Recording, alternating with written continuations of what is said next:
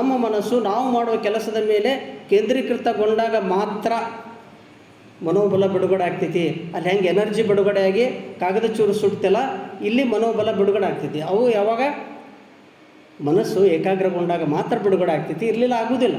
So ಓದು ಕಡೆ ಅಲ್ಲೇ ಲಕ್ಷ್ಯ ಇದ್ದರೆ ಮಾತ್ರ ಮನೋಬಲ ಬಿಡುಗಡೆ ಆಗ್ತೈತಿ. ನಾವೇನೋ ಟಿ ವಿ ನೋಡ್ಕೊತ ಮೊಬೈಲ್ ನೋಡ್ಕೊತ ಮಾತಾಡ್ಕೊತ ಓದಿದ್ರೆ ಮನೋಬಲ ಬಿಡುಗಡೆ ಆಗೋದಿಲ್ಲ. ಇದನ್ನು ನಾವು ತಿಳ್ಕೊಬೇಕಾಗಿತ್ತು. ನಾವೆಲ್ಲರೇ ಮೊಬೈಲ್ ಬಾಜುಕ್ಕಿಟ್ಟು ಯಾರ್ದಾರ ಒಂದು ಮೆಸೇಜ್ ಬಂತು ಅದು ನೋಡ್ಕೊತ ಕೂತೀವಿ ಅಂದ್ರೆ ಇದು ಕಾನ್ಸಂಟ್ರೇಷನ್ ಎಲ್ಲ ಹೋಯ್ತು. ಮೊದಲೇ ಕಾನ್ಸಂಟ್ರೇಟ್ ಆಗಬೇಕಾದ್ರೆ ಇಟ್ ಟೇಕ್ಸ್ ಟೈಮ್. ಅದರೊಳಗೆ ಏನಾದರೂ ಮತ್ತು ನಾವು ಎಲ್ಲಿ ಡಿಸ್ಟರ್ಬೆನ್ಸ್ ಆಯ್ತು ಅಂದ್ರೆ ಮೈಂಡ್ ಆ ಕಡೆ ಹೋಗ್ತೈತಿ, ಜಲ್ದಿ ಬರೋಂಗಿಲ್ಲ. ಈ ತತ್ವವನ್ನು ಯಾರು ತಿಳ್ಕೊತಾರೋ ಬದುಕಿನೊಳಗೆ ಭಾಳ ಸಾಧನೆ ಮಾಡ್ತಾರೆ. ಇರಲಿಕ್ಕೆ ಇಲ್ಲ. ನಾನು ಹೇಳೋದು ಆರ್ಡಿನರಿ ಪಾಸ್ ಆಗೋದು ಭಾಳ ಈಸಿ ಅದ.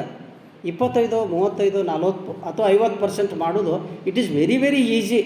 ಬಟ್ ಅದು ಯಾವುದಕ್ಕೂ ಉಪಯೋಗ ಇಲ್ಲ ಈಗಿನ ಕಾಲದೊಳಗೆ. ನೆನಪಿಟ್ಟುಬರಿ, ಏನೇನು it has no value at all. Just passing has no value. ನೀವು ಎಲ್ಲರ ಮೋರ್ ದೆನ್ 90 ಮಾಡಿದ್ರೆ, ಮೋರ್ ದೆನ್ 95 ಮಾಡಿದ್ರೆ ನಿಮ್ಗೆ ಏನಾದರೂ ಒಂದಿಷ್ಟು ಮಾತಾಡಿಸ್ತಾರೆ. PUC ಕಾಲೇಜ್ದೊಳಗೆ ಬಾರಪ್ಪ ಸೈನ್ಸಿಗೆ ಅಡ್ಮಿಷನ್ ಕೊಡ್ತೀವಿ ಅಂತ ಅದನ್ನು ತಿಳ್ಕೊಂಡು ಹೋದ್ರಿ. ಭಾಳ ಮುಖ್ಯ ಅದ. ಅದನ್ನು ಆಗಬೇಕಾದ್ರೆ ಕಾನ್ಸಂಟ್ರೇಷನ್ ಭಾಳ ಮುಖ್ಯ. ಇರ್ಲಿಕ್ಕೆ ಸುಮ್ಮನೆ ಸ್ಟ್ರಗಲ್ ನಾವು be happy for ever, be happy ನಾವು struggle for ever. The choice is yours. Struggle ನಾವು ಬಿ ಹ್ಯಾಪಿ ಫಾರ್ ಎವರ್.